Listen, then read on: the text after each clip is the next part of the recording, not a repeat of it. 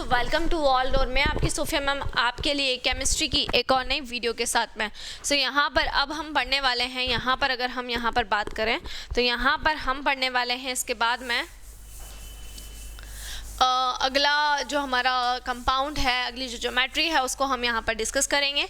So next compound या next geometry हम यहाँ पर डिस्कस करने वाले हैं। तो देख लीजिए यहाँ पर, तो हमारा अगला कंपाउंड की अगर हम बात करें तो नेक्स्ट कंपाउंड है हमारा CO3 और ऊपर 2 नेगेटिव। तो CO3 2 नेगेटिव जो है वो CO3 2 नेगेटिव हम यहाँ पर डिस्कस करने वाले हैं अब, ठीक है। चलिए, तो CO3 2 नेगेटिव, अब यहाँ पर आप देख सकते हैं कि यहाँ पे हम मोनोवेलेंट ना लेते हुए हम किसको ले रहे हैं, डाइवेलेंट को ले रहे हैं। और जब भी हम डाइवेलेंट एटम या आयन जो रहता है उसके ऊपर अगर हम कभी भी ज्योमेट्री प्रिडिक्ट करते हैं तो ज्योमेट्री प्रिडिक्ट करने का जो तरीका होता है वो थोड़ा सा चेंज हो जाता है। सो हमको यहाँ पे इलेक्ट्रॉन पेयर निकालना है। हम कैसे निकालेंगे, नंबर ऑफ वैलेंस इलेक्ट्रॉन हम निकालेंगे। कार्बन के पास में कितने नंबर में वैलेंस इलेक्ट्रॉन होते हैं, अगर मैं बात करूँ तो कार्बन के पास में नंबर ऑफ वैलेंस इलेक्ट्रॉन जो होते हैं वो हो जाते हैं यहाँ पर, कार्बन के पास में नंबर ऑफ वैलेंस इलेक्ट्रॉन जो होते हैं वो यहाँ पर हो जाते हैं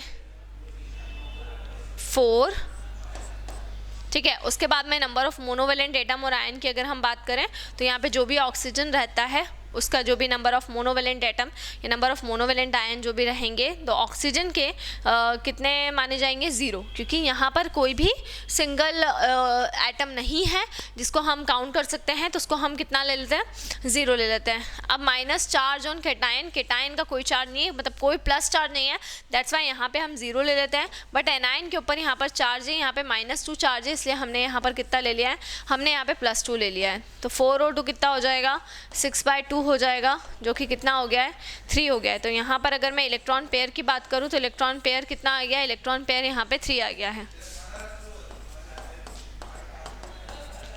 तो इलेक्ट्रॉन पेयर कितना हो गया है, इलेक्ट्रॉन पेयर यहाँ पर 3 हो गया है। इलेक्ट्रॉन पेयर के बाद में अगर मैं बात करूँ तो इलेक्ट्रॉन पेयर के बाद में अगर बॉन्ड पेयर्स की बात करें तो बॉन्ड पेयर कितना हो जाएगा, बॉन्ड पेयर भी यहाँ पर 3 हो जाएगा, है ना।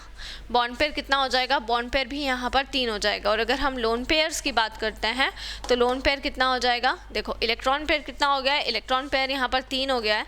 अगर हम बॉन्ड पेयर की बात करेंगे तो बॉन्ड पेयर भी कितने हो गए, 3 हो गए। और लोन पेयर यहाँ पर जो होगा वो 0 हो जाएगा। अब जब भी इलेक्ट्रॉन पेयर 3 होता है और बॉन्ड पेयर 3 होते हैं तो ज्योमेट्री कैसे जाती है, ज्योमेट्री ट्राइगोनल प्लेनर शेप में जाती है। मतलब देखो यहाँ पर डबल बॉन्ड से ऑक्सीजन, यहाँ पे डबल बॉन्ड से ऑक्सीजन, और यहाँ पर क्या हो जाएगा, डबल बॉन्ड से ऑक्सीजन। लेकिन अब क्वेश्चन ये आता है कि मैम यहाँ पर अगर हम बात करते हैं तो कार्बन के बॉन्ड तो 4 ही होते हैं, यहाँ तो 6 हो गए। सो आपको एक एक बॉन्ड यहाँ पर हटा देना है बच्चों। एक एक बॉन्ड आप क्यों हटा देंगे, क्योंकि ऊपर आप जानते हैं कि ऊपर कितना नेगेटिव चार्ज चल रहा है, 2 नेगेटिव चार्ज चल रहा है। तो यहाँ पर अगर आप यहाँ पर डबल बॉन्ड यहाँ पर लगाते हो, है ना, डबल बॉन्ड अगर आप यहाँ पर लगाते हो तो इस पूरे कंपाउंड के ऊपर फिर आपको कौन सा चार्ज प्रिडिक्ट करना पड़ेगा, 2 नेगेटिव चार्ज आपको यहाँ पर प्रिडिक्ट करना पड़ेगा कि आपने 2 इलेक्ट्रॉन्स जो हैं वो आपने एक्स्ट्रा इस कंपाउंड के अंदर दिए हैं, ठीक है। तो इसीलिए यहाँ पर इस तरीके का जो शेप है वो CO3 2 नेगेटिव का बनता है। तो जब भी आपको डाइवेलेंट एटम या डाइवेलेंट आयन अगर आते हैं तो आपको उसको इसी तरीके से ऐड करना रहेगा। चलिए नेक्स्ट हम बात करते हैं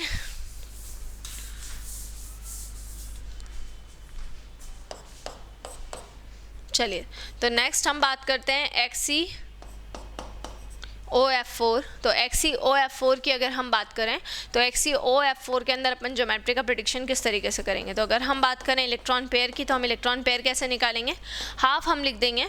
अब number of valence electron on central atom कितना होगा, सेंट्रल एटम कौन है, सेंट्रल एटम है ज़ीनॉन, और ज़ीनॉन के ऊपर नंबर ऑफ वैलेंस इलेक्ट्रॉन कितना होने वाला है, ज़ीनॉन के ऊपर नंबर ऑफ वैलेंस इलेक्ट्रॉन 8 हो जाएगा, ठीक है। अब यहाँ पर प्लस करके क्या होता है, नंबर ऑफ मोनोवेलेंट एटम और नंबर ऑफ मोनोवेलेंट आयन। तो यहाँ पर देखिए मोनोवेलेंट एटम कौन है, अब XeOF4 है तो मोनोवेलेंट एटम कौन है, मोनोवेलेंट एटम है फ्लोरीन, है ना। सो फ्लोरीन है, दैट्स वाई यहाँ पर फ्लोरीन को हम यहाँ पर ऐड कर लेंगे। ऑक्सीजन आपको ऐड नहीं करना है, फ्लोरीन है, सो आपको केवल फ्लोरीन ही ऐड करना है। तो यहाँ पे इलेक्ट्रॉन पेयर का फॉर्मूला लगा दिया, हाफ लगा दिया। ज़ीनॉन के आखिरी शेल में कितने इलेक्ट्रॉन्स होते हैं, 8 होते हैं, वो हमने लगा दिया। 4 फ्लोरीन हमने यहाँ पर ऐड कर दिए, ना ही इसके ऊपर कोई पॉजिटिव चार्ज है और ना ही कोई नेगेटिव चार्ज है, वो हमने ऐड कर दिया है, ठीक है। तो 12 बाई कितना हो जाएगा, 2 हो जाएगा। तो इलेक्ट्रॉन पेयर कितने हो गए, इलेक्ट्रॉन पेयर हो जाएंगे 6, ठीक है। इलेक्ट्रॉन पेयर कितने हो जाएंगे, इलेक्ट्रॉन पेयर 6 हो जाएंगे। बॉन्ड पेयर की अगर हम बात करेंगे तो कितने बॉन्ड पेयर्स ऑफ इलेक्ट्रॉन्स रहेंगे, यहाँ पर अगर हम देखें तो यहाँ पर बॉन्ड पेयर्स ऑफ इलेक्ट्रॉन 4 और 1 कितना हो जाएगा, 5 हो जाएगा। तो बॉन्ड पेयर हो गए 5 और लोन पेयर कितना हो जाएगा बच्चों, लोन पेयर हो जाएगा 1। अब जब इलेक्ट्रॉन पेयर 6 होते हैं तो शेप कैसा जाता है आपको अच्छे से मालूम है, ऑक्टा में जाता है शेप जो जाता है ना। और एक लोन पेयर ऑफ इलेक्ट्रॉन है तो एक लोन पेयर ऑफ इलेक्ट्रॉन तो डेफिनेटली यहाँ अपर साइड पे आ जाएगा। बाकी के एक ऑक्सीजन जो है वो लोअर साइड पे डबल बॉन्ड से आ जाएगा। बाकी जो चारों फ्लोरीन हैं वो इस तरीके से जुड़ जाएंगे। तो शेप जो इसका जाएगा वो क्या जाएगा, स्क्वायर पिरामिडल। जो भी बच्चे ये वाली वीडियो देख रहे हैं स्टार्टिंग से, जहाँ से ज्योमेट्री का पार्ट पढ़ाया है वो वाली वीडियोस देख के आओ तो आपको एक ही कॉन्सेप्ट बिल्कुल क्लियरली डिटेल में समझ में आ जाएगा। आपको ज़्यादा मेहनत करने की ज़रूरत नहीं पड़ेगी, बट आपको स्टार्टिंग से देखना पड़ेगा, ठीक है। अभी हम यहाँ पे स्टार्ट करते हैं अगला वाला XeO F4 के बाद में नेक्स्ट हम देख लेते हैं XeO F4 के बाद में क्या होगा, XeO2 F2। सो इलेक्ट्रॉन पेयर का फॉर्मूला लगा देंगे, half number of valence electron on central atom कितना, जिनॉन का कितना हो जाएगा, 8 हो जाएगा। नंबर ऑफ मोनोवेलेंट एटम और आयन कितने हो गए, 2 हो गए बच्चों, प्लस चार्ज ऑन कैटायन कुछ नहीं है, चार्ज ऑन एनायन कुछ भी नहीं है। 8 और 2 कितना हो जाएगा बेटा, 10 हो जाएगा। सो ये हो गया 10/2। इलेक्ट्रॉन पेयर कितने आ गए, इलेक्ट्रॉन पेयर आ गए यहाँ पे 5। अब यहाँ पर अगर बच्चों बात करें तो इलेक्ट्रॉन पेयर कितने हो गए हैं, 5। इसमें से अगर मैं बात करती हूँ कि बॉन्ड पेयर्स ऑफ इलेक्ट्रॉन्स कितने होंगे, इलेक्ट्रॉन पेयर यहाँ पर हो गए हैं 5। So bond pair of electron 2 और 2 4 है, तो बॉन्ड पेयर ऑफ इलेक्ट्रॉन 4 हैं और लोन पेयर कितना हो गया है, 5 में से 4 गया तो बचा 1, है ना। अब 5 के केस में कैसा जाता है शेप, इस तरीके से जाता है, देखो ट्राइगोनल बायपिरामिडल। ये आपको पता होना चाहिए, जब आप रेगुलर ज्योमेट्री पूरे केसेस जो मैंने पढ़ाए थे वो पढ़ के आएंगे तो आपको एटलीस्ट इतना बनाना तो आ जाएगा कि आपको ये पता रहेगा कि आपको कैसे लेके जाना है उसको।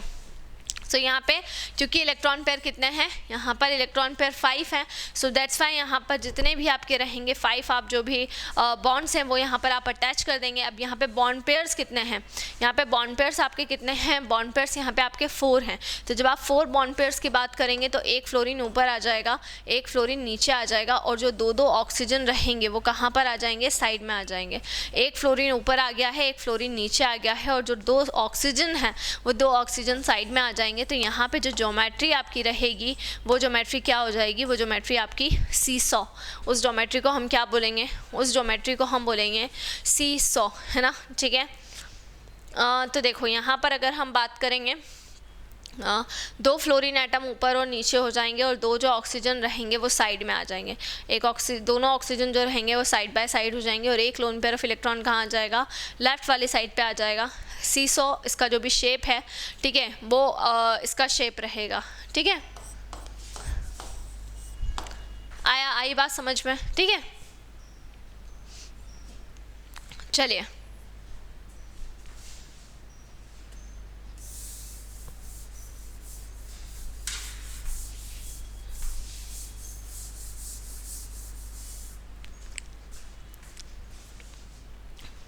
चलिए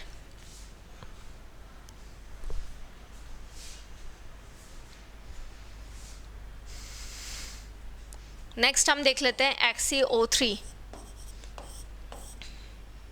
तो XeO3 की अगर हम बात करते हैं तो इलेक्ट्रॉन पेयर हाफ। आप जिनॉन के पास में अगर नंबर ऑफ वैलेंस इलेक्ट्रॉन देखें तो जिनॉन के पास में नंबर ऑफ वैलेंस इलेक्ट्रॉन कितने हो जाएंगे, 8 हो जाएंगे। हाफ लगा दिया, जिनॉन के पास में नंबर ऑफ वैलेंस इलेक्ट्रॉन कितने हो जाएंगे, 8 हो जाएंगे। अगर हम बात करें नंबर ऑफ मोनोवेलेंट एटम की, तो number of monovalent atom 0, charge on cation 0, और चार्ज ऑन एनायन भी कितना हो जाएगा, 0 हो जाएगा। तो यहाँ पर हो गया आपका 8/2 विच इज़ इक्वल्स टू 4। तो अगर हम इलेक्ट्रॉन पेयर की बात करेंगे तो इलेक्ट्रॉन पेयर कितना आ जाएगा, इलेक्ट्रॉन पेयर हो जाएगा 4, इलेक्ट्रॉन पेयर 4 हो जाएगा। बॉन्ड पेयर की अगर मैं बात करूँ तो यहाँ पे 3 बॉन्ड पेयर हो जाएंगे, और लोन पेयर की अगर मैं बात करूँ तो लोन पेयर कितना हो जाएगा, 1 हो जाएगा, ठीक है। अब जिनॉन XeO3 रहेगा, है ना, जिनॉन हो जाएगा XeO3, ठीक है ना। चलिए तो अब XeO3 में 3 आ जाएंगे बॉन्ड पेयर,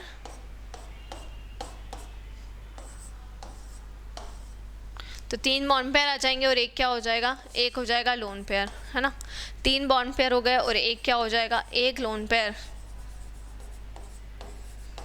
शेप क्या हो जाएगा, पिरामिडल हो जाएगा। ठीक है, तो 3 बॉन्ड पेयर थे और एक लोन पेयर था। 4 के केस में टेट्राहेड्रल जाना थी ज्योमेट्री, तो हमने 3 बॉन्ड पेयर नीचे लगा दिया और एक जो लोन पेयर ऑफ इलेक्ट्रॉन था उसको ऊपर लगा दिया। तो शेप कैसा चला गया बच्चों, शेप चला गया पिरामिडल। इसी तरीके से आप अगर चाहो तो XeO4 भी आप ले सकते हो। जिनॉन के कंपाउंड्स बहुत पूछे जाते हैं, इसलिए जितने भी हैं मैं सारे करवा दे रही हूँ। देखो ठीक है, तो XeO4 में अब हम इलेक्ट्रॉन पेयर का फॉर्मूला लगा देंगे। हाफ जिनॉन के पास में नंबर ऑफ वैलेंस इलेक्ट्रॉन कितने होते हैं, 8 होते हैं। नंबर ऑफ मोनोवेलेंट एटम और आयन कितने हो जाएंगे, +0, केटायन 0, एनायन 0, सब 0, है ना। ठीक है, तो 8/2 विच इज इक्वल्स टू कितना हो जाएगा, 4 हो जाएगा। सो इलेक्ट्रॉन पेयर कितने हो गए हैं, इलेक्ट्रॉन पेयर यहाँ पर हो गए हैं 4। अभी हम जिनॉन को ले लेते हैं, है ना। इलेक्ट्रॉन पेयर 4 हो चुके हैं हमारे, जिनॉन को लेते हैं। अभी देखो यहाँ पर इलेक्ट्रॉन पेयर की अगर मैं बात करूँ तो वो हो गए 4, बॉन्ड पेयर की बात करूँ तो वो भी हो गया 4, और लोन पेयर की बात करूँ तो वो हो जाएगा 0, है ना। चलिए, तो अभी हम यहाँ पर देख लेते हैं, तो इलेक्ट्रॉन पेयर कितने हो जाएंगे, 4 हो जाएंगे। चलिए, बॉन्ड पेयर कितने हो जाएंगे, बॉन्ड पेयर भी 4 हो जाएंगे। ठीक है, तो ये हो गया XeO4, है ना, क्योंकि 4 बॉन्ड पेयर्स हैं और एक ऑक्सीजन कितना बॉन्ड बनाता है, डबल बॉन्ड बनाता है। इससे सब जगह पे कैसे बॉन्ड आ जाएंगे, डबल डबल बॉन्ड आ जाएंगे। तो यहाँ पे शेप कैसा जाएगा बच्चों, शेप जाएगा टेट्राहेड्रल। ठीक है, सो ये आपको आ गया होगा समझ में। फिर उसके बाद में अगर हम बात करते हैं, अब हम जिनॉन को छोड़ के दूसरे कंपाउंड्स की भी प्रैक्टिस कर लेते हैं कि दूसरे कंपाउंड्स अगर हमको निकालना रहेंगे तो हम उसको किस तरीके से निकालेंगे। सो जैसे हम ले लेते हैं यहाँ पर PO4 3 नेगेटिव। अब PO4 3 नेगेटिव में फॉस्फेट, अब फॉस्फोरस आ रहा है। सो हम इलेक्ट्रॉन पेयर का फॉर्मूला अगर निकालें, फॉस्फोरस के आखिरी शेल में हम कितने इलेक्ट्रॉन्स लेंगे, 5 इलेक्ट्रॉन्स लेंगे, है ना, फॉस्फोरस के आखिरी शेल में। अगर हम मोनोवेलेंट एटम या आयन देखें तो कोई भी नहीं है, क्योंकि चारों की चारों ऑक्सीजन है, दैट्स वाई 0 है। माइनस चार्ज ऑन केटायन 0 है, और चार्ज ऑन एनायन कितना है, ये +3 हो जाएगा। चार्ज ऑन एनायन कितना हो जाएगा, +3 हो जाएगा। अभी हम देखें तो 5 + 3 और आगे लग जाएगा हाफ। सो 5 + 3 कितना हो जाएगा, 5 + 3 हो जाएगा 8, which is divided by 2, so which is equals to 4, है ना। 5 + 3 कितना हो जाएगा, 5 + 3 हो जाएगा 8, विच इज़ डिवाइडेड बाई 2, और इक्वल्स टू में कितना आ गया, इक्वल्स टू में आ गया 4, है ना। अब अगर हम बात करें फॉस्फोरस की, है ना, फॉस्फोरस की बात करें तो 4 ऑक्सीजन यहाँ पे जुड़े हुए हैं, एक ये रहा, एक ये रहा, एक ये रहा और एक ये रहा, है ना। अभी यहाँ पे इलेक्ट्रॉन पेयर कितने हैं, 4 हैं। ठीक है, तो सभी में क्या हो जाएगा, सभी में double bond double bond double bond double bond, और इस पूरे के ऊपर कितना चार्ज हो जाएगा, 3 नेगेटिव चार्ज हो जाएगा, और शेप चला जाएगा यहाँ पे टेट्राहेड्रल। तो इस तरीके से जब भी आपका डाइवेलेंट आयन आता है जिसकी वैलेंसी क्या होती है, जिसकी वैलेंसी 2 होती है, सो आपको हमेशा इसी फॉर्मूले का यूज़ करना है, और इसी फॉर्मूले का यूज़ करके आपको ये कैलकुलेट करना है। ये जो डाइवेलेंट आयन रहेगा वो आप इसी तरीके से यूज़ करोगे, तो ये हो जाएगा PO4 3 नेगेटिव। ठीक है, इसी तरीके से आप NO3 नेगेटिव भी निकाल सकते हो। देखो NO3 नेगेटिव भी बता देती हूँ मैं आपको। तो NO3 नेगेटिव तो पूरा PO4, अब बस फ़र्क सिर्फ इतना रहेगा। देखो जब हम NO3 और नेगेटिव निकालेंगे तो इसमें हम कैसे निकालेंगे, देखो इलेक्ट्रॉन पेयर, नाइट्रोजन के आखिरी शेल में कितने इलेक्ट्रॉन्स होते हैं, 3 होते हैं। ठीक है, +3 प्लस आखिरी शेल में, है ना, कितने होते हैं, 3 इलेक्ट्रॉन होते हैं ना, कि 5 होते हैं, एक सेकेंड, नाइट्रोजन 7 होता है ना, फर्स्ट शेल में 2, है ना, और सेकंड शेल में 5 होंगे, 5 वैलेंस इलेक्ट्रॉन 5 होंगे, वैलेंसी 3 होती है, 5 ले लिया, 0 -0 +1। ठीक है, क्योंकि नाइट्रोजन के वैलेंस शेल में कितने होते हैं बच्चों, 5 होते हैं, तो हमने यहाँ पे 5 लिख दिया। नंबर ऑफ मोनोवेलेंट एटम कोई भी नहीं है, सो यहाँ पे नंबर ऑफ मोनोवेलेंट एटम की जगह पे 0 आ जाएगा। ठीक है, उसके बाद -0, केटायन नहीं है तो 0, और एनायन का +1 चार्ज हो जाएगा। आगे क्या लगा हुआ है, आगे लगा हुआ है हाफ। 5 और 1 कितना हो जाएगा 6/2 विच इज़ इक्वल्स टू कितना हो जाएगा 3 हो जाएगा। अब यहाँ पर 3 हो जाएगा, हम नाइट्रोजन को कहाँ पे रख देंगे, सेंटर पे रख देंगे। और 3 के केस में ये एक ऑक्सीजन, ये दूसरा ऑक्सीजन और ये क्या हो जाएगा, ये तीसरा ऑक्सीजन हो जाएगा। और ऊपर यहाँ पर कौन सा चार्ज आ रहा है, नेगेटिव चार्ज आ रहा है। सब जगह पे कौन सा बॉन्ड आ जाएगा, डबल बॉन्ड आ जाएगा। तो यहाँ पे 3 इलेक्ट्रॉन पेयर हो जाएंगे। अगर हम यहाँ पर बॉन्ड पेयर्स की बात करते हैं, सो बॉन्ड पेयर कितना हो जाएगा, अगर हम बॉन्ड पेयर्स की बात करेंगे तो बॉन्ड पेयर 3 हो गए हैं और लोन पेयर कितना हो गया है 0। तो ये जो आपका शेप बनेगा NO2 का वो हो जाएगा ट्राइगोनल प्लेनर, है ना। क्या बन जाएगा ये आपका बन जाएगा ट्राइगोनल प्लेनर। तो इस तरीके से कोई सा भी कंपाउंड आपको आता है, कोई सा भी कंपाउंड, आप किसी भी कंपाउंड की क्या निकाल सकते हैं, किसी भी कंपाउंड की हाइब्रिडाइजेशन आप कैलकुलेट कर सकते हैं, ठीक है ना। इसी तरीके से क्लोरीन के भी बहुत सारे कंपाउंड्स आते हैं, जैसे ऑक्सो एसिड्स ऑफ क्लोरीन जो आता है, तो ऑक्सो एसिड्स ऑफ क्लोरीन के अंदर ऑक्सीजन होता है, ठीक है, और हाइड्रोजन भी होते हैं। और उस जैसे HClO, इसका अगर हमको शेप निकालना हो, HClO4 अगर हम बात करें तो HClO4 हो गया, HClO3 हो गया, कोई सा भी हो गया, उन सभी का शेप अपन इसी फॉर्मूले से, ऑक्सो एसिड्स के भी फॉर्मूले अपन ऐसे ही निकाल सकते हैं, ठीक है। तो कोई सा भी आपका कंपाउंड अगर आता है, आपको केवल ये वाला फॉर्मूला याद रखना है और आपको सिर्फ ये याद होना चाहिए कि जो भी सेंट्रल एटम के साथ में जो भी एलिमेंट आ रहा है वो मोनोवेलेंट है या फिर डाईवेलेंट है। तो उसके अकॉर्डिंग मोनोवेलेंट और डाईवेलेंट में कंपैरिजन करके आप इजीली निकाल सकते हो। तो देखिए 2 दिन में जितने भी इंपॉर्टेंट कंपाउंड्स थे उन सभी की जो प्रैक्टिस है वो मैंने आपको करवा दी इन 2 दिनों में। क्या है, जितने भी मैंने कंपाउंड्स थे उन सभी की जो प्रैक्टिस है वो मैंने आपको ऑलरेडी करवा दी है, ठीक है। तो आपको बिल्कुल भी टेंशन लेने की ज़रूरत नहीं है। मोस्टली जो पूछे जाते हैं एग्ज़ाम में वो यही कंपाउंड्स पूछे जाते हैं, इसके अदर दिन आपको कोई नहीं आएगा। बाकी का अगर कोई छूट गया हो तो बिल्कुल आप उसको प्रैक्टिस में ले लें। और अगर आपको कोई चीज़ समझ में नहीं आती, कोई कंपाउंड ऐसा रह जाता है जिसकी आपको ज्योमेट्री समझ में नहीं आ रही है, ज्योमेट्री प्रिडिक्ट करना नहीं आ रही है, तो डेफिनेटली आप लोग मुझसे कमेंट सेक्शन के अंदर पूछ सकते हैं, मैं डेफिनेटली आपकी प्रॉब्लम सॉल्व करूँगी, ठीक है।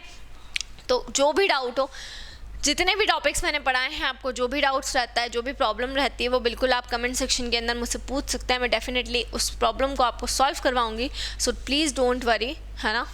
बिल्कुल भी टेंशन लेने की ज़रूरत नहीं है और एकदम आराम से वो चीज़ आप करें, उसको सॉल्व करें, सो कोई प्रॉब्लम नहीं होगी, ठीक है। तो ये यहाँ तक का जो भी टॉपिक है ये मैंने आपको आज करवा दिया है। इसके बाद में जो नेक्स्ट है वो मैं आपको नेक्स्ट वाली जो वीडियो रहेगी उसके अंदर मैं कंटिन्यू करवाऊंगी। सो इसी तरह से जुड़े रहिए हमारे साथ में, वीडियोस को लाइक करते रहिए और चैनल को सब्सक्राइब करना ना भूलें। कोई भी डाउट और क्वेरी रहे तो बिल्कुल आप उसे कमेंट सेक्शन में डालें। Thank you so much.